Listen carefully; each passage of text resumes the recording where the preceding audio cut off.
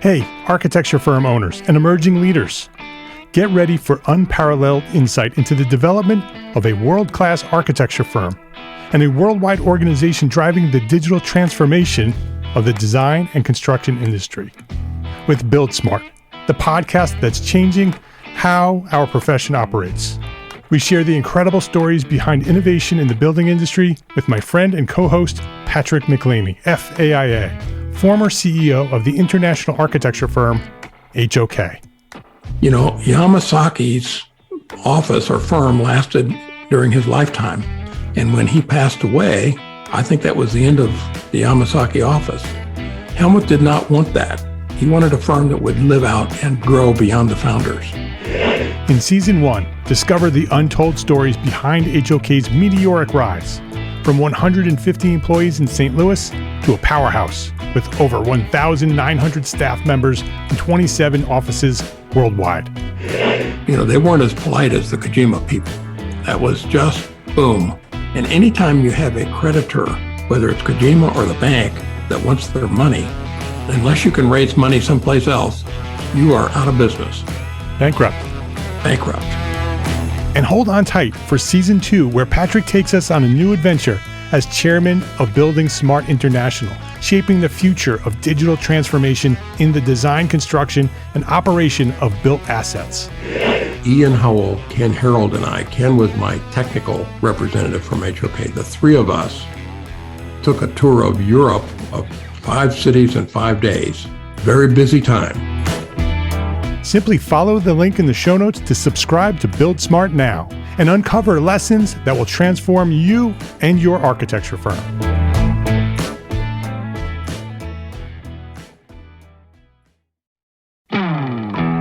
Hey, architecture firm owners and emerging leaders.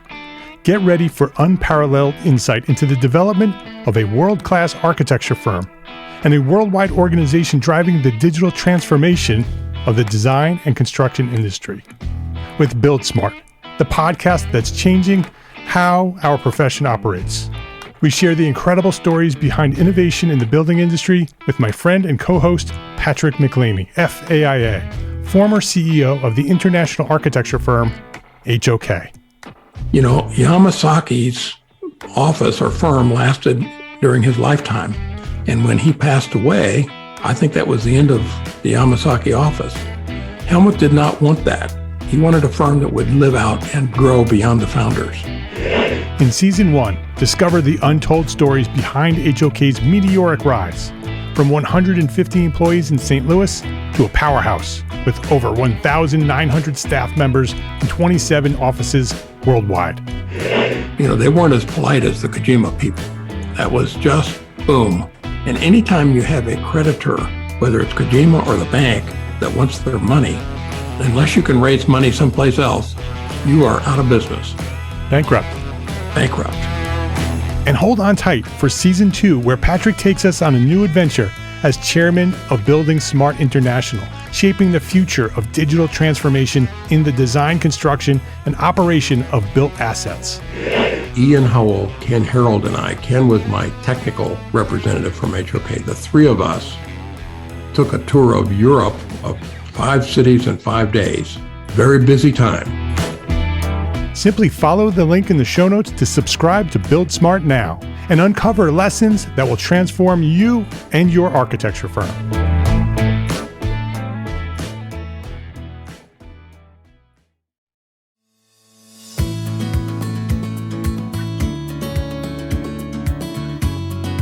My name is Mark R. LePage, and you are listening to Entre Architect Podcast, where each week I speak with inspiring, passionate people who share their knowledge and expertise, all to help you build a better business as a small firm entrepreneur architect.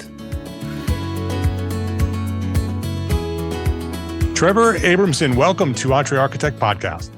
Hi, Mark. Nice to chat with you again, and looking forward to this. Yeah, me too. Trevor is the founding partner at LA-based Abramson Architects, where he strives to promote the art of architecture by evoking a deeply felt emotional and spiritual response to his work. His multi-faceted practice encompasses single-family residences, ecclesiastical commissions, educational facilities, medical facilities, and varied commercial buildings. His over 400 projects have gained significant acclaim from the international architectural community and have gained numerous awards and multiple publications. And today we're going to talk about Trevor's firm, how it works, the type of work they do. And so I'm really looking forward to this. But before we have that conversation about the work that you do, Trevor, I'd love to learn more about you as an architect. When did you discover your passion for architecture? Maybe even who or what inspired you to move in that direction? My late father was an architect. My accent is South African, in case you in the audience is wondering. So I grew up in South Africa. I left South Africa when I was 18 years old to come to the United States. But growing up, my father had a very successful architecture practice. He was both an architect and a real estate developer, but the architecture was what turned me on. As a kid, I would go with him to construction sites, and they were doing larger commercial kind of projects. My very good friend, Jeremy Pope, who I grew up and known since 5 years old, also became an architect, also influenced by my dad. And Jeremy lives in Toronto and is a partner in a big firm there. But so Jeremy and I, as we grew up and became young teenagers, we would get on our bicycles and cycle around Johannesburg. Instead of going to the movies with the other kids, we would be going and looking at buildings and riding on the freeway that they were building at the time. And then we would even come back to the house and build bridges out of cement. And so it was ingrained in us. We loved it. I loved it, and have had this passion to build and make things since a young kid. So that was the impetus. That's such a unique story for an architect to not only have an architect dad, a father who was an architect, but to have a friend who had the same dream as a young child, and that you grew up together, sort of pursuing this dream together. This is 520 episodes. I've never had anyone answer that question and say that I had a friend who we grew up together with the same dream and, influenced by my father. That's a great story.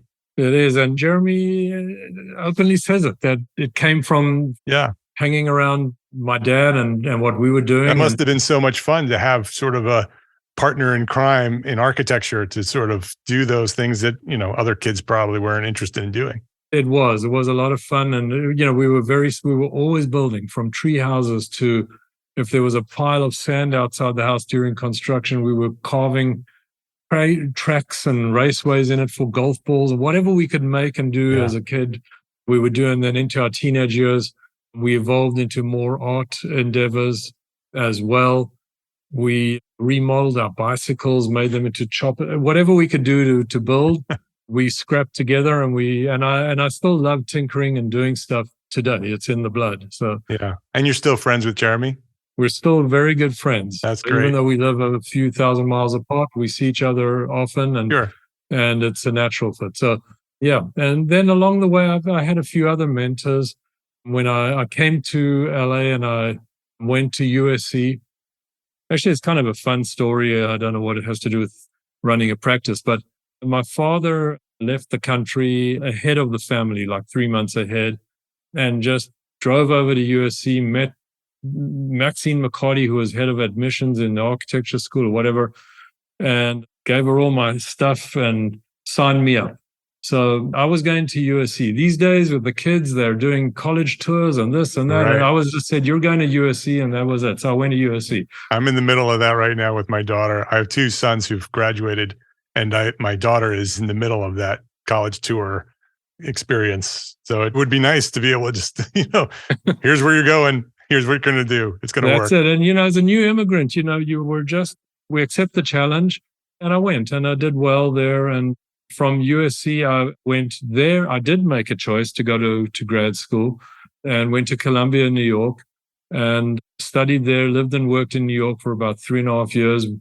My first job right out of Columbia was working for Philip Johnson. Right out, I was redlining elevations of a big project in Boston and the lobby. And that's all I did for 1 year. So, wow. I kind of like to compare the practice back then and to what happens today when young people come out of school and into practices, and the expectations are so much more. But there I was, just sucking it in, absorbing in an office, listening to everybody around me and learning from them. But all I was doing was the elevations on this one building for a year. Yeah. But we're a very different world now, the architecture business. We can do so much more with so much little, computerization, all the other stuff. Right. Where it was a very, very slow process, it's now a slightly quicker process. It's still a slow process getting any building done. So that's how I grew up on architecture. And after that, I left. One of my professors at Columbia was Bill Pedersen from Con Pedersen Fox. Yeah. And my other good friend from school, Sonia Chow, and I, Sonia's more academic. We approached Bill Pedersen and said, hey, you guys are going to be celebrating your 10th anniversary in a year's time. We would like to do a book on your work, a monograph. And they said, sure. And they gave us all the collateral. We went to Rizzoli International and Rizzoli agreed to publish it. Wow. So the Rizzoli KPF monograph, the first one, was your work? Yes. I had that book. It was one of my favorite books. Yeah. Yeah. KPF is a firm that I had followed, Yes. through architecture school, and met Gene as he came to our school to lecture. Yes. And really inspired me. And I told that story in other episodes. But that book was one of the reasons why I was so enamored by that firm. So thank you. Oh, well, you're welcome. And it was a fantastic year of our lives. We were young. I was like a year out of school.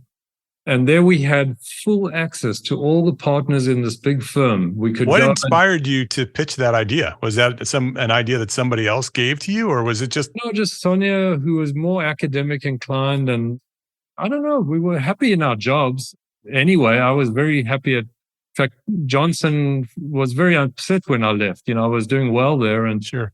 But we were young and eager to explore, and it seemed like a viable idea. And books were very much the thing back then.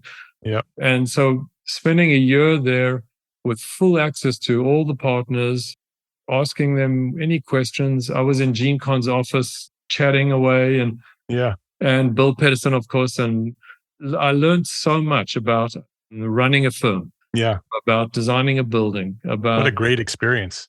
I always wanted to have my own firm. I knew that from the day I started architecture school. So this was just about, gaining as much experience as I could before starting my own firm. Yeah. And that was a wonderful year, a wonderful experience. And they paid for us to fly to Cincinnati and this place and Chicago to see 333 Wacker Drive. Yeah. And as young kids, really, we were. It was awesome. And the book got published. And as you know, you saw it. And then I left. After that was finished, I came back to LA and got a job here at a firm called Welton Beckett, Welton Beckett was a very famous LA architect, mid-century, doing a lot of stuff. And the firm was very tired and stodgy. They got absorbed by Ellaby. And during that time, I got hired by one of my parents' friends to design their house, a big house. And I did it for almost no fee. But I wanted to get something built, and I did. But during design, it led to another house for another friend of that friend. And so I've always been an entrepreneur, and I believe it's essential for running your own practice. But the fees were so low on those two projects that I could not afford to give up my day job. So I kept my day job, but there were not enough hours in the day to actually draw those projects. So I hired somebody who worked for me from my dining room table while I went to work during the day. That's a true entrepreneur right there. And I would come home at 5:36 and we would have our meetings and plan for the next day. And that went fine. And then when those two houses went into construction, it was just not ethically correct to be fielding phone calls from contractors and doing stuff like that. And so I quit and I hung my own shingle. I was 26 years old and started my firm. And then, I always say I took the slow approach to building a practice. Although somebody joked, well, you were 26, that's not slow, that's fast. But really, when you're 26 years old building a practice, you're just cobbling it together from one small commission to another, trying to get enough fees to make it happen. And you don't really, at 26, you don't really know what you're doing in terms of the business, right? We're not trained as business owners. And so you're really just trying to figure it all out. Exactly right. But that led, after a few years, it led to more very nice single family residential projects. And those then led to, well, can you design my church or can you design my office? And in 2003, I got thrown into the hat for a church commission, the First Presbyterian Church of Encino, and from one of my residential clients, who was a real strong architecture advocate, actually. And I won the commission. And that was an awesome project. In fact, I won an AIA National Honor Award for it. And that sort of helped boost the early part of the career. And then, I got a call from a rabbi who saw the church published in the LA Times, and that led to a synagogue project. And so the firm started growing. And now, 35, 6, 7 years later, we're about 35 people, a multidisciplinary practice. We like to say we don't specialize in any one product type, but we specialize in design. But we do have some specialties. There's no doubt about it. We don't do every project type around. We still do a small amount of high-end residential work, single-family residential work. And another big focus of our firm is retail. The platform here in Culver City in LA is is an example of that kind of project. And we do a bunch of retail. We do a lot of medical work, and it's good work. It's complicated. It's high design. We do the ecclesiastical work. So we're a lot of office work, office buildings. And part of running a multidisciplinary practice is that it's good when one sector turns down, like now. Office interiors and office buildings are dead. The world is trying to sort out what the office actually means. Are people coming back? They're not coming back, et cetera, et cetera. So that sector is dead, but our medical side is growing and booming. And the ecclesiastic is doing well. So it does help to have a balanced portfolio of work or specialty that is somewhat diverse. And that's been the trick, because we've weathered several recessions and downturns over the years. And in 2008, we were very heavy in high-end single-family residential, and that carried us through because those clients had a lot of money. They were building regardless of recession. In fact, they were building cheaper because of the recession. Right. And so that's the nature of our practice today. We love design, and born out of our single-family residential clients, it's very client service intensive, especially with a high-end client who's very demanding. We like to say to all our clients now, we're here to hold your hands as much as you want them held. And we do. And that is sort of a model of our business. Yes, we do a lot of commercial clients with big corporate clients like Microsoft, but we're holding their hands. We're walking through that process. We're actively communicating with all the people on those teams. And that came out of how we serviced our residential clients. And we believe that's a strong asset today in doing what we do. With such a diverse firm doing so many different types of work, how do you attract the level of, because you have a very high-end design firm, right? It's very specific in the type of design that you do, right? You're not going to do any type of project, and you're not going to do the project with a low budget, right? It's very clear that you do high-end design. How do you find your clients with such a diverse portfolio? Building strong relationships with clients is key to everything. So a lot of our business is repeat business, but how do you get that new client is always the question. So in the beginning, it was being very nimble, very scrappy. We did take on jobs that I will not mention, and you got to pay the bills. You got to pay this. And we're honing it. I was getting my 10,000 hours in. You got to hone your craft. It doesn't just happen. And, I try to explain this as well to a lot of younger architects that come in. There's no client is going to trust you with their money, trust you with their project, unless you've demonstrated that you have real experience. And so you've got to put in the dues, pay the dues to get it. And we did that. And so referrals from one client to another, the repeat business with existing clients, really honing that is important. And now we get invited. I'm not being sort of glib about it, but we do get invited to compete. Everything is a competition when you're unfortunately, unless it's single family residential where, Right. So we get invited, submit an RFQ, go interview, demonstrate your ability. So that's really how we're getting the work and continue to do that.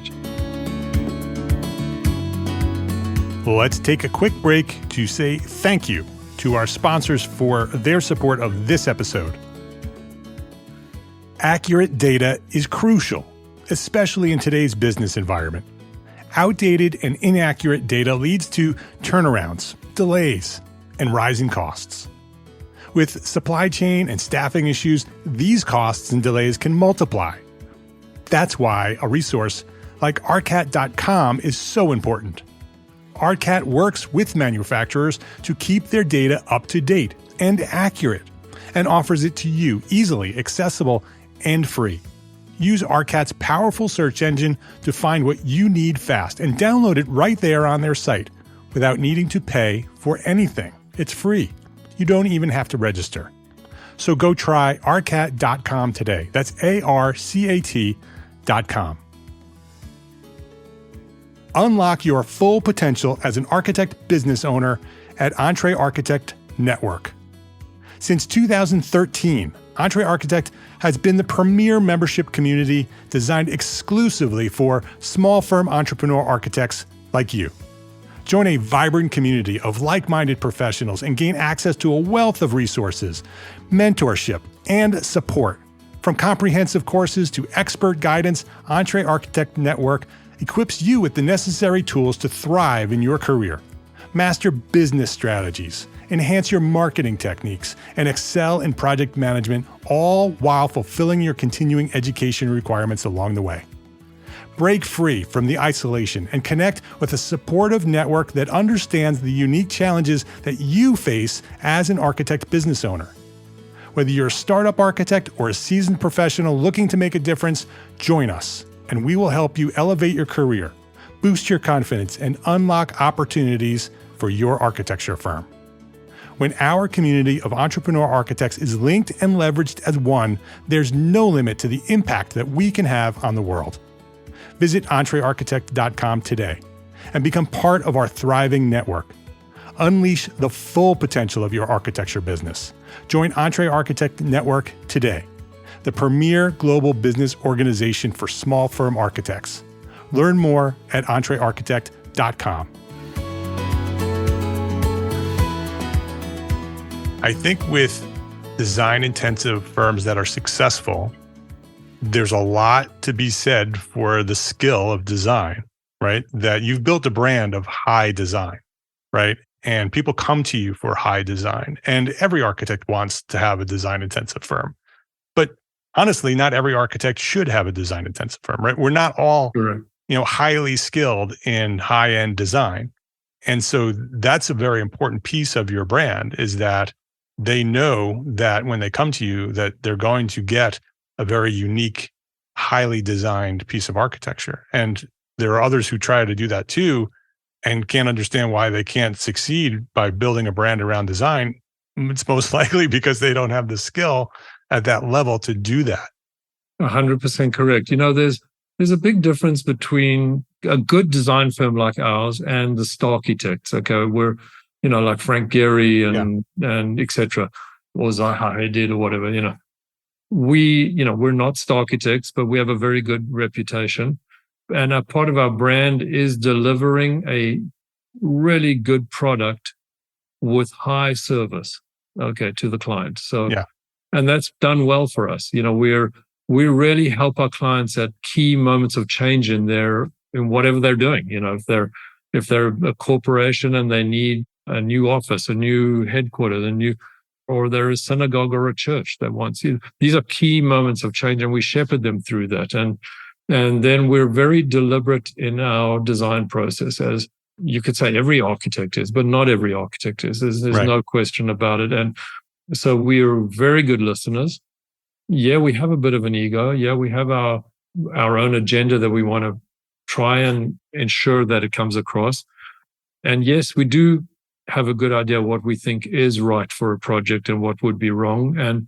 But we're good listeners. We hear our clients. We hear what they want. We get their feedback. And a very good client is good for a project, makes a better project. There's no question about it. For sure. So we want to glean whatever we can. And so that's our approach to how we do projects. We're also quite research oriented. We get a project on Wilshire Boulevard, one of the key boulevards in LA. So we did an amazing study on the evolution of buildings on Wilshire Boulevard. And that's about a 15-mile long boulevard from the ocean to downtown. And our clients loved that. They saw how their building fit in to the development of that boulevard. So research is important. We do a lot of research on whatever it is. It's not just the standard context that any architect might look at. Where's the sun shining from and the wind and is there a big building there or an ugly neighbor? No, we try and put it in perspective of the city, of where it is and what it's doing. Or if it's a relatively new project type for us, we will really understand what it is about that business. How does it tick? And part of that is working closely with the client. Part of that is doing our own research. So that research is important. We do have a little tab on our website we call AARI, Abramson Architects Research Initiative.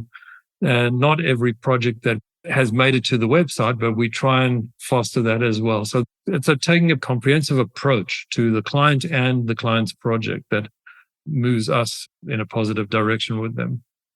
You had said earlier that a big piece of the key ingredient to your success is the relationships you have with your clients. How much does that research that you're doing help build that relationship and the trust that they will allow you to take some of the design cues and some of the moves that you want to make that they may not otherwise feel comfortable allowing you to do, but because you've built that relationship and have done that extensive research, allow you to do that? It really helps. It helps winning projects, but it helps doing a project too. Yeah. When I was a young architect, my first house project that I got out of LA was in Telluride, Colorado. And I'd been referred to this client. They didn't know me. And somebody, I don't know who at the time, said, another architect mentor probably, Trevor, you got to know more about Telluride than the client knows about Telluride. So I went in there and I just studied it for like 2 weeks before they came in. And this is honestly early internet days. But I did whatever I can. I knew where their site was. I knew where the winds were coming, this, that, the other, the history of Telluride, everything about it. And I could talk more Telluride than they could talk. And I won the job, So that plus my portfolio of other projects, to show some ability to do them. So it is very, very important. And we do that. So I think any architect should be embracing that. We're not a commodity architect, cranking out 25 Burger Kings or whatever. So that does bode well. And we do that. Yeah.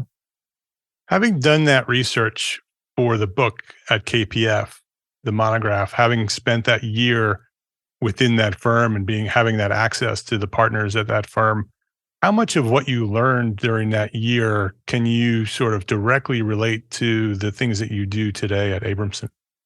I learned a lot from them. One of KPF's early architecture practice models was to combine design teams with construction document teams. They were one of the early firms to do that. The old architecture model was you had the design studio and then it moved down a floor, up a floor to the guys who would detail out the building and work with the engineers. They merged that into one practice. So you built a team for each separate project. And I modeled my practice on that. So totally, that was one of the early things to do. Also, just the tenacity in pushing a design agenda forward. Yeah. It's very easy to sort of yield to a client. And it's different if you're Frank Gehry because, the client is yielding to Frank Gehry, right, who I love and I think has done great things for our practice and the art of architecture. But, we have to still try and make our own path despite the client and with the client. And we do. So learning, KPF was doing that well. They were pushing that as well. Every one of their projects from an early stage of their life was, again, a high design project, not just another high-rise building. How can we change what we're doing? How can we think this through? And obviously it's bode well to them. They're one of the greatest firms, doing strong work. It's harder to keep doing as strong work as the firm keeps growing and growing and growing, Right. And we even see it now, with 35 people. We have about 50 projects in the office at any one time. And you got to keep the pulse on the design, the pulse on the product we're putting out, and the pulse on the service. So those are all important aspects to running a successful firm, no matter what size you are, quite frankly. Yeah. What does the future of Abramson Architects look like? Do you have plans for succession? What are your thoughts in the next, 5 to 10 years? Absolutely, I do. I'm 62 years old. I'm young at heart. Well, you had plenty of time. I'm just wondering, Plenty of time, but I've been planning for this since for the last 5 years. And I know a few practices that the partners they're in their mid 60s to getting to 70. They wake up and they say, I don't want to do this at this pace. And they look around in their office and there's no middle management that can succeed them. There's nobody there to take it over. So I've been working very, very deliberately to do that. I never wanted to be a mom and pop and, pop leaves and that's the end of the practice. Yeah. So we've actually built it into a business now that can sustain itself without me, or hopefully can and will. Certainly not now, but maybe by the time I'm 65, 68, 70 years old, it absolutely can. So how do you do that? Mentor, bring in younger partners. And I have 3 fantastic partners right now who are all engaged in running projects and bringing in work. The key to everything is you got to bring in the job first. There's a lot of skilled architects that can't get work, but you've got to bring in the job. So, and that's easier said than done. Even now, with 37 years of experience with an extensive portfolio, every job is a hunt, is a competition, is a strategic initiative. How do we approach it? How do we get there? So my partners are learning this. They're doing well. So we're bringing in the next tier. What we're doing is, if a firm is a pyramid and the founder is sitting at the top, you can never transition if you're just still sitting at the top. You've got to push responsibility down and you've got to push the bottom up. And, we get young people coming in and doing great. And you can't just ignore them and just say, okay, they're doing their job. You never know which one of those young people has the spark to actually rise in a firm and actually be the next partner or somebody. So we want to push from the bottom up and distribute responsibility from the top down. And so that's what we're actively doing. So internally, it sounds like you have a plan. Do you have thoughts externally, right? The firm's name is Abramson Architects, right? The brand is built on Trevor Abramson and his design skill. What are you doing specifically to sort of start to transition that brand as well, that it's not, all about you? Yeah. So we're not Gensler, but Gensler is the name of the founder. Yeah, but, sure. But they have, 1,000 people doing, generally speaking, great work across many offices. So I would like to believe that the name can outlive me and mean more than just me. Yeah. And it is already, because my partners are strongly engaged with their clients. They're bringing in work. I'm not designing every aspect. I'm more like the studio professor walking around the studio on many projects, critiquing here, there, giving advice. Some I'm absolutely involved in a lot of the design from inception to end. It just depends. So, but you have to be able to delegate and live with that. Yeah. That's not easy, right? Not easy, And even my younger partners are finding that they have to do that as well, because there's only so many hours in their day, So right. Otherwise, the firm just stays very small. And maybe that's not a terrible thing. There's a lot of good small firms, but it all depends what the ambitions are. Our ambition is never to be another Gensler. It's not our desire, but our ambition is to be a strong design firm that can sustain itself through its product and its reputation. And maybe we're 35, maybe we're 50 people, maybe we're a little bigger, but It's not about the number of people. It's about the quality of projects. This is what we say all the time. We're constantly striving to improve the quality of the projects, even though we have some great projects. There's even greater projects out there, that we would love to attack. It's that design motivation. How do we keep designing? Would I like to design a very cool high-rise building, 100 stories? Yeah, I think it would be a great challenge. Would I love to do a museum? Yes. So how do we improve the quality of the projects? We're doing a lot of medical work. We have some great clients. Would I like to be doing some big life science building for a pharmaceutical company or whatever? Yes. I think those are terrific projects that are highly, highly technical, highly involved, can be very sustainable. We value sustainability. We push that agenda. And not every project lends itself to that. So we're always looking to improve that quality of the work. It's not just, okay, we're going to be 50 people, 60 people, whatever. No, we're not interested in that. We're interested in the project type. And as the projects grow, they need more people to make them happen. So that's what we've determined is our goal. Yeah. Very interesting.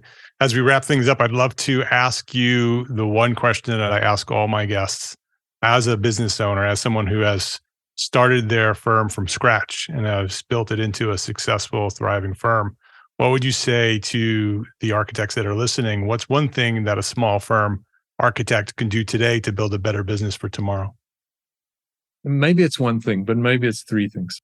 One thing is your word is everything. Integrity is everything. Your reputation is built on integrity. Your reputation is not as good as the last building you got built if your integrity is not with it. So what I mean by that is if we tell a client X, Y, or Z, we do X, Y, or Z. We're not flaky. Our word is everything. And our clients trust us because of that. They depend on us. And part of building a practice is being the trusted advisor of a client. Really, that's critical. They call us for all sorts of stuff, not just the big building. And then if we say we will be done by March 1st, we're done by March 1st. There's no ifs, ands, or buts. So live by your word. That's, I think, the number one thing I could tell any young architect. The other is keep your eye on the design. Just hone your craft. Design. Try not to sacrifice, but compromise is not a terrible thing either. Okay, because you will never get anything done if you just refuse to compromise. And it doesn't necessarily mean that it's going to be a bad design as a result. In fact, I think it can be an improved design if you actually understand that the client does have valid suggestions. So those are two things, I think, to building a young practice into a mature practice. If you stand by that, I think it will bode you well. Yeah. Great advice. You said earlier that you have a bit of an ego and a little bit of a determination that you want to make sure that you get the designs that you want. And now we're talking about compromise. And so I'm wondering about that process, right? In order to make sure that you get the level of design and be able to fulfill the ideas, right? The concepts that you've come up with and be able to compromise, is there a process that you go through intentionally to be able to accommodate that? There is. And I hope not all my clients are listening, give away my trade secret. Yeah, but sometimes clients will say great things, really, and they know what they're doing, particularly on the non-residential end, because they know their business, they know what they're doing. Right. But sometimes clients will say dumb things, but don't just poo-poo it. You've got to hear them out. So right. I like to tell people in my office, it's a circular process. The client's dumb idea or suggestion, you hear it, you even sketch out alternatives to do with it, but you know where you want to get to, and you bring them around to your idea, but you've heard them and you've walked them through the process of getting there. So, and then if a client has a great idea, then there's no issue because you can just move forward on it. But it's how to get the less great ideas to improve and make the design good, which you believe in your heart is the way to go. That's a very important process, to hear it, right? To listen to it, to give them the time and respect to be able to follow through the process of developing at some level the idea that they have, and then also show them alternatives and it becomes obvious which is the right solution, but they're heard and they can now put it to bed. If they've never been heard and it's just your one thing, then they just resist that one thing because they've never actually, you didn't even develop the idea that I came up with. Exactly. And you've done well when the client is sort of taking credit for the idea. Exactly. You've done a good job. Exactly. And it bodes well. So yes. Thank you for that. His name is Trevor Abramson. Abramson Architects is the firm. AbramsonArchitects.com is the website. We'll have a link to that on the show notes. Trevor, thank you for coming by here and sharing your story, sharing your knowledge. I appreciate you, the fantastic design work. I appreciate you for coming by and sharing your knowledge at Entre Architect Podcast. Thanks, Mark. It's been a pleasure. If you liked this episode of Entre Architect Podcast, please share a 5-star rating, write a quick review, and share a link to this episode with a friend, because that is how Entre Architect has grown to serve thousands more architects just like you. By sharing a rating, write a review, share a link to this episode with a friend. I appreciate you for that. Thank you to all our sponsors for this episode, ARCAT and Entre Architect Network. Links to sponsors and all the resources we discussed today are available at the show notes for this episode and every episode, found at entrearchitect.com/podcast. Entre Architect is a member of the Gable Media Podcast Network, the next evolution of interactive media and resources for the AEC community and beyond. You can now earn continuing education credits for listening to this podcast. Select episodes of Entre Architect Podcast are approved for AIA continuing education credit. Learn more about our new Gable Members program at gablemedia.com/members. That's GABL media.com/members. Thank you for listening to this episode of Entre Architect Podcast. My name is Mark R. LePage. Love, learn, and go share what you know.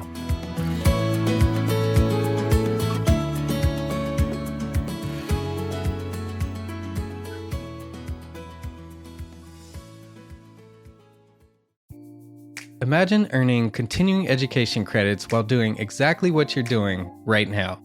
Well, you can. Gable Media has revolutionized the way you earn your continuing education credits with a groundbreaking approach. Forget running around town and scouring the internet for credit-worthy courses. Fulfill your CE requirements effortlessly by listening to engaging podcasts just like the one you're listening to now. Our podcasts are designed to educate, entertain, and inspire, all in a user-friendly environment. But wait, there's more. Architects, Gable Media is also approved as an AIA continuing education services provider.